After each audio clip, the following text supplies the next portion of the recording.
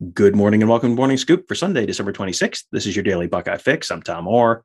The Rose Bowl game against Utah in 6 days, the game against Michigan in 336 days.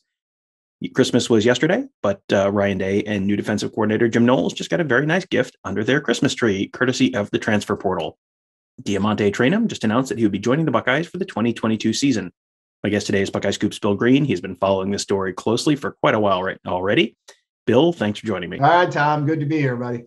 So just to give people a little bit of a background, Trayanum is from Akron and was a guy who had an offer from Ohio State coming out of high school. So why did he end up deciding to go to Arizona State instead? Well, I think they did a great job recruiting him, Herm Edwards and that staff. And I think they kind of promised him that he was going to be the only running back in their class and they were going to feature him. And they have all these NFL coaches on the staff and up and coming program, the weather, you get away from home. They painted a good picture. And I didn't think he made a bad choice going there. At the time, Ohio State running back recruiting that year was a year. I mean, they ended up taking Mayan Williams late in the process, but, they were chasing Bijan Robinson, Jalen Knighton, a couple other Ohio kids, Michael Drennan, Juton McClain, Deamonte, and it just seemed like the running back recruiting at that point was kind of a disheveled mess.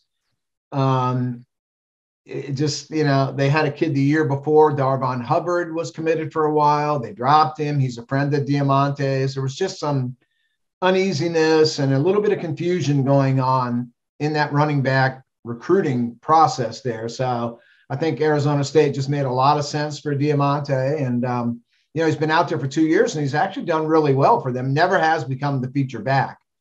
He was behind Eno Benjamin at one point, and it never has happened that he's become a starter, but he's been very productive.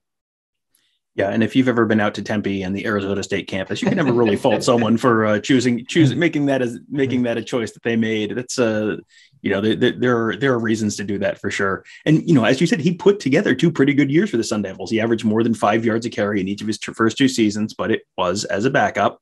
So with that and with some success out there, and with all of the things that Arizona State can give to you, why did he decide to transfer back to Ohio State? Yeah, that's a good question. I think there are some pending NCAA issues out there at Arizona State, and I think there could be some sanctions coming. And, I think it was a part of it to come back home. I think there's a thought that maybe running back is not his best position, which a lot of us did not think was his best position coming out of high school. We always thought he was a linebacker. And, he talked to Jim Knowles throughout the recruiting process, the second, this time since he entered the portal. And I think Jim Knowles played a big part there, explaining to him how he could use him in the system.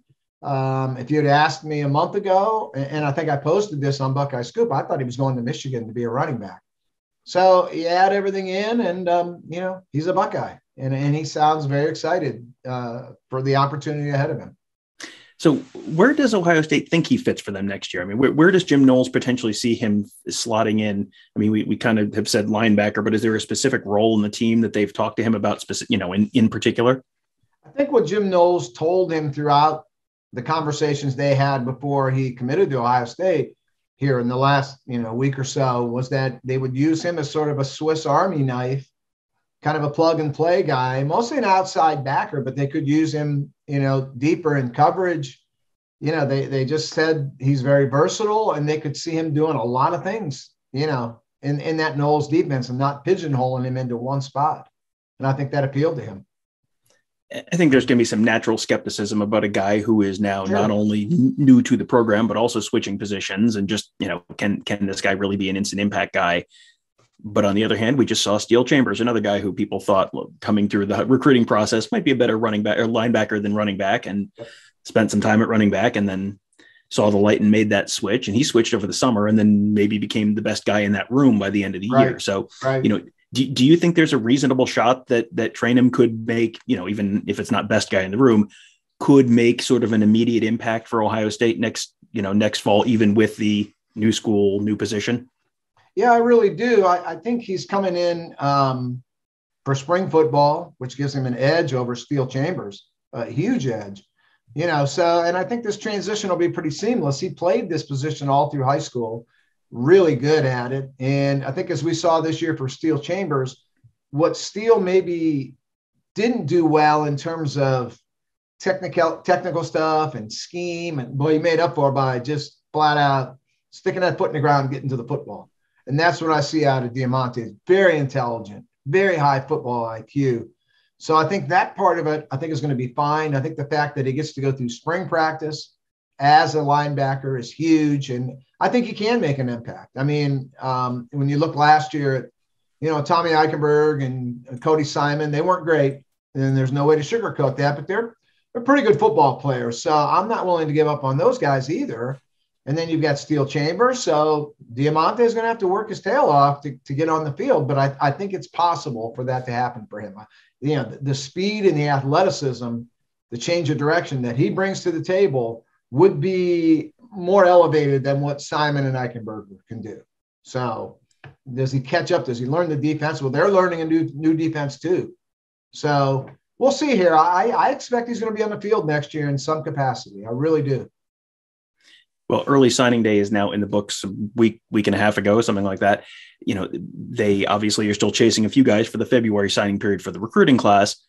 But, Trayanum is obviously just kind of the first of the people to come in on the transfer portal because they're going to need some potential instant impact guys as well.